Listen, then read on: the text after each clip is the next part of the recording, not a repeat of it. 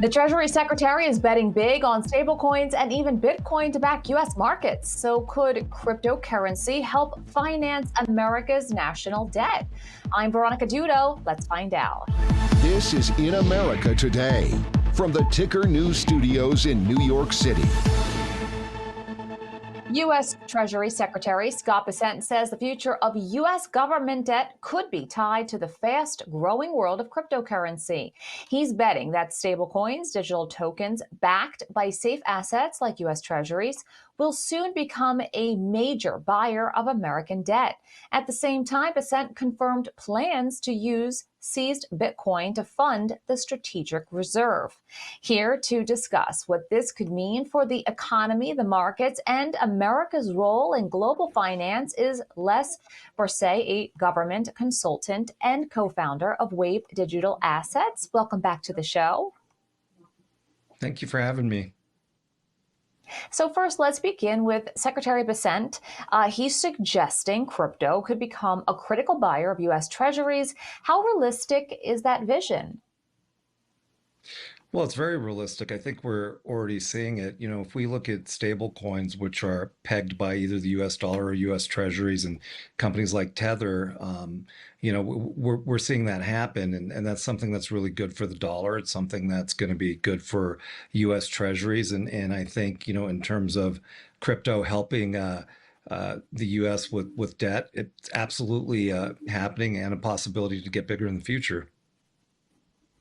So, of course, there is a new administration, the Trump-Vance administration. We also have seen with President Trump, his sons really interested in the crypto world. Of course, a lot of executive orders. We're seeing Congress trying to fully understand how this works. But also there is that law enforcement aspect to it. So could you explain what the current structure of how law enforcement is handling some of these crypto seizures that we're reading about?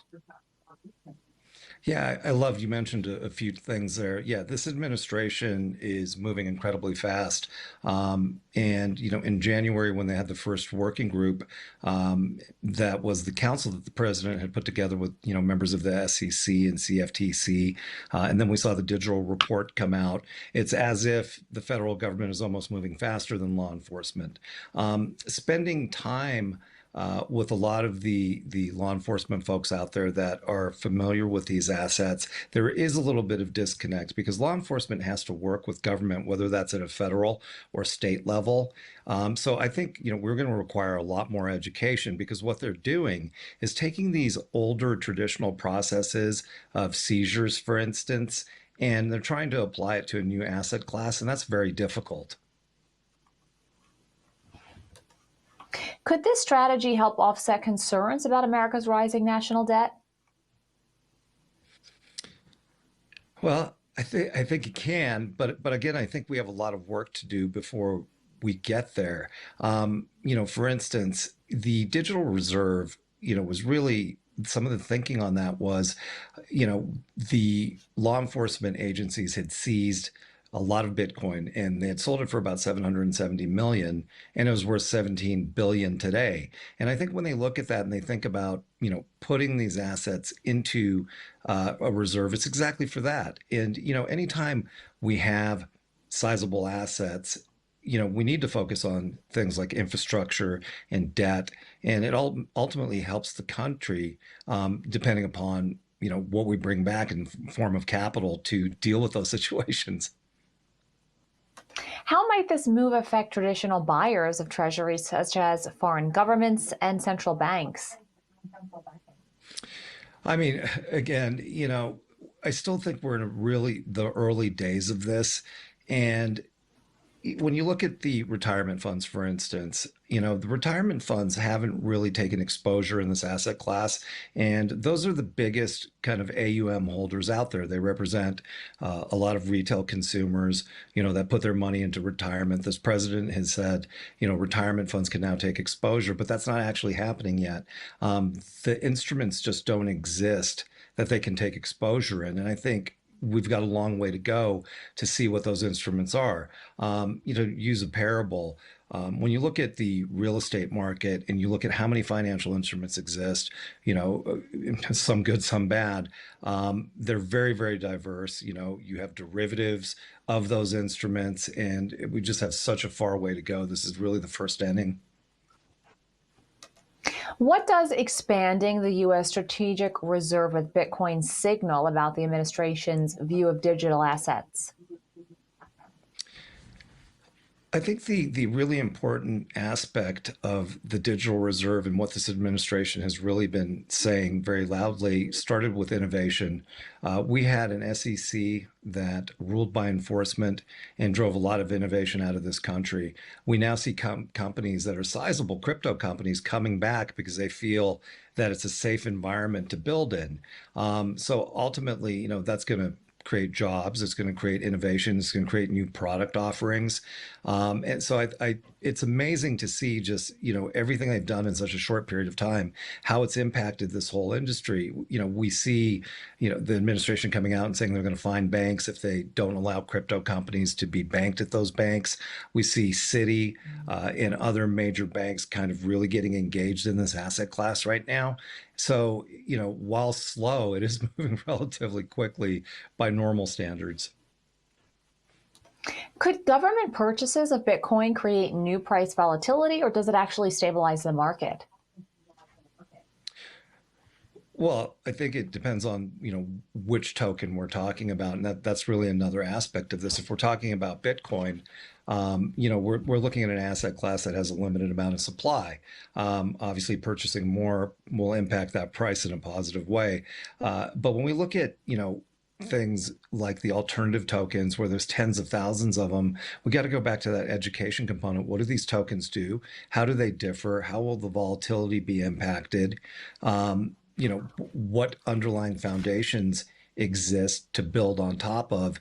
And that, again, is where the education kicks in. So the answer is simply, well, yes, in some cases, it'll create stability, but we still need to understand what tokens, are going to be part of that conversation. Is it just the top 20 alts right now that we have that have all these different functions? So there's a little bit of way to go on that as well.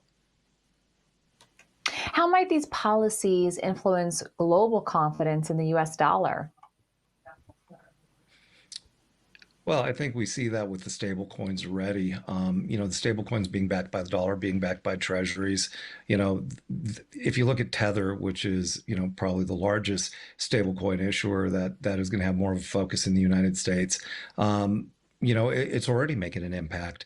I don't know what the exact numbers are of how much they hold in U.S. treasuries, but it's a very significant amount.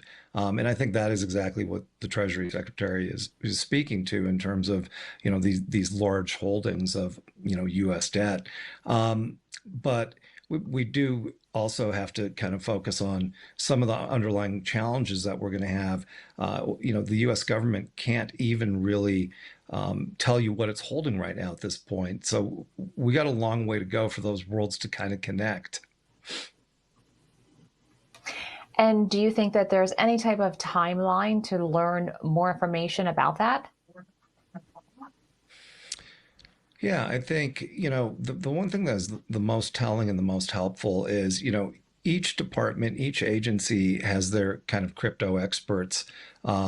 In it, Treasury surely does, and the other agencies are looking at that really closely. And there has been really good collaboration. If you take a look at David Sachs and Bo Hines, and now Bo Hines' replacement as he leaves that crypto czar role, they're interacting with all of these other agencies and putting a very specific plan together. And I think, there's going to be other aspects of crypto that we see addressed. And DeFi, which is decentralized finance, is going to be one of those next things because it connects to stables, it connects to these alt tokens.